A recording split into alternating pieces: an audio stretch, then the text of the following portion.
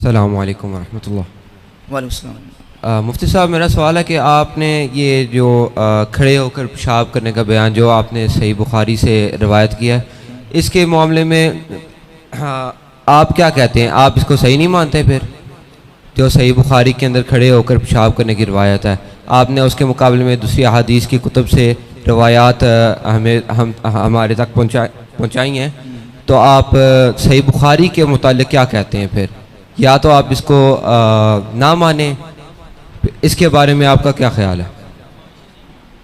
نہیں میں جواب دیتا ہوں، جواب مجھے دینے دیں، آپ نہ دیں۔ دیکھیں، جہاں تک بات ہے، انہوں نے کہا کہ آپ نہیں مانتے، میں نے کوئی جملہ ایسا نہیں کہا کہ میں ان احادیث اور روایات کو نہیں مانتا۔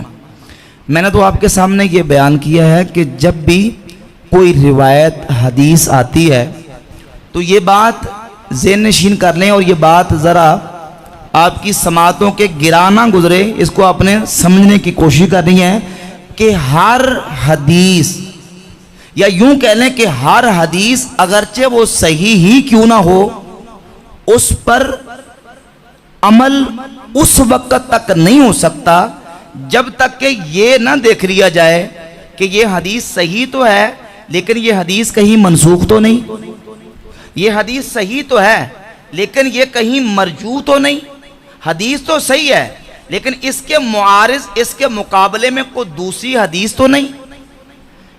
یعنی یہ کافی نہیں کہ حدیث صحیح ہے تو ہر صحیح حدیث پر عمل کرنا لازم ہے، بلکہ کئی صحیح احادیث وہ ہیں جن کے اوپر عمل کرنا نہ صرف ناجائز بلکہ حرام ہے، بلکہ حرام۔ وہ کیسے؟ صحیح حدیث سے ثابت ہے کہ نبی کریم صلی اللہ علیہ وآلہ وسلم نے سونے کی انگوٹھی پہنی۔ سونے کی انگوٹھی صحیح حدیث ہے، صحیح مسلم کے اندر حدیث موجود ہے، صحیح حدیث سے ثابت ہے، لیکن اس صحیح حدیث کے مطابق سونے کی انگوٹھی پہننا حرام ہے، جائز کیوں؟ اس لیے کہ دوسری حدیث موجود ہے کہ رسول اللہ صلی اللہ علیہ وآلہ وسلم نے سونے کی انگوٹھی اتار کے اس کو اتار دیا، اور یعنی اللہ نے حضور کو منع کر دیا کہ اب دوبارہ سونا نہیں پہننا۔ صحیح حدیث سے ثابت ہے کہ رسول اللہ صلی اللہ علیہ وآلہ وسلم نے ریشم پہنا، لیکن اس صحیح حدیث کی وجہ سے کوئی بندہ ریشم پہنے تو ریشم پہنا جائز کیوں؟ اس لیے کہ اس کے معارض یہ دوسرا عمل موجود ہے کہ نبی کریم علیہ السلام نے ریشم پہنا تھا، جناب جبریل حضور کی بارگاہ میں آئے اور کہا کہ جو یہ پہنتا ہے اس کا آخرت میں کوئی حصہ نہیں، اللہ کے رسول علیہ السلام نے اس کو اتار دیا، جناب جبریل نے آ کے اللہ کا پیغام دیا کہ آپ اس کو اتار دیں۔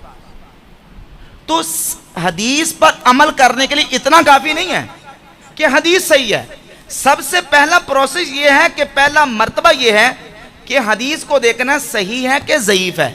اگر صحیح ثابت ہو جائے تو پھر دوسرا مسئلہ ہے کہ وہ ناسخ ہے، وہ یعنی منسوخ تو نہیں، منسوخ تو نہیں۔ اگر منسوخ ہے تو پھر اس کا ناسخ تلاش کرنا ہے، ناسخ مل جائے تو پھر منسوخ پر عمل کرنا جائز ہے، بولے نا؟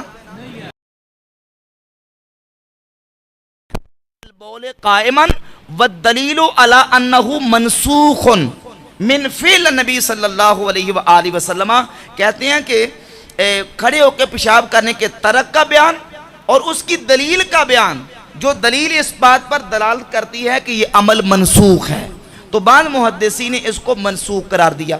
صحیح ہے حدیث، حدیث ضعیف نہیں، حدیث صحیح ہے، لیکن اس کو محدثین نے منسوخ قرار دیا۔ اب بات یہ ہے کہ انہوں نے کہا منسوخ نہیں ہے، یہ جو عمل ہے یہ نبی علیہ السلام سے نادراً ثابت ہے، نادراً کبھی کسی موقع پر کسی مرض کی وجہ سے یا کسی دقت کی وجہ سے، حرج کی وجہ سے آپ صلی اللہ علیہ وآلہ وسلم نے اس کو کیا ہے، یہ حضور کا دائمی عمل نہیں ہے۔ یعنی ایک وہ طریقہ جو امت کے لیے مشروع قرار دے دیا کہ تم نے یہ طریقے اس طریقے سے کام کرنا ہے، یہ وہ عمل نہیں ہے، بلکہ وہ عمل جو ہے وہ نبی صلی اللہ علیہ وآلہ وسلم کا بیان کیا ہے ام المومنین سیدہ عائشہ رضی اللہ تعالی عنہ نے، اور اس میں لفظ یہ ہے کہ من حدثکم ان نبی صلی اللہ علیہ وسلم کان یبول قائما فلا تصدقوه، اگر تمہیں کو بندہ یہ کہے کہ حضور کھڑے ہو کے پیشاب کرتے تھے، اس کی تصدیق نہ کرو. ما کانا یبول الا قاعدہ، حضور تو بیٹھ کر ہی پیشاب فرمایا کرتے تھے. بات سمجھ آ گئی؟ حدیث صحیح ہے، لیکن یہ حدیث جو ہے اس کی بنیاد پہ ہم اس عمل کو سنت قرار کیوں؟ اس کا میں نے جواب دے دی. یا تو یہ بات محدثین کہتے ہیں منسوخ ہے، یا یہ ہے کہ منسوخ نہیں ہے، وہ رخصت ہے امت کے بیماروں کے لیے، امت کے معذوروں کے لیے، اور کسی موقع پر اگر حرج ہو تو وہاں عمل کر سکتے ہیں. ٹھیک ہے. یا یہ ہے کہ اس موقع پر تھا کہ جہاں پیشاب کے چھینٹوں کے پڑنے کا خطرہ تھا، یا یہ تھا کہ وہاں کوئی بے پردگی کا مسئلہ تھا، اس کسی مسئلے اور موقع پر کیا تو یہ بیان جواز اور رخصت کے لیے ہے، یہ عمل سنت نہیں ہے. لیکن میں آپ کو یہ عرض کر دوں کہ ایک سوشل میڈیا کے علمی کتابی صاحب ہیں، وہ کہتے ہیں یہ سنت ہے. یہ صرف ضد اور ہٹ درمی کی بنیاد پہ، کیونکہ اگر اس کو سنت قرار دیا جائے تو پھر سوال پیدا ہوگا کہ اس سنت پر عمل کرنے سے کتنی نیکیوں کا ثواب ملے گا؟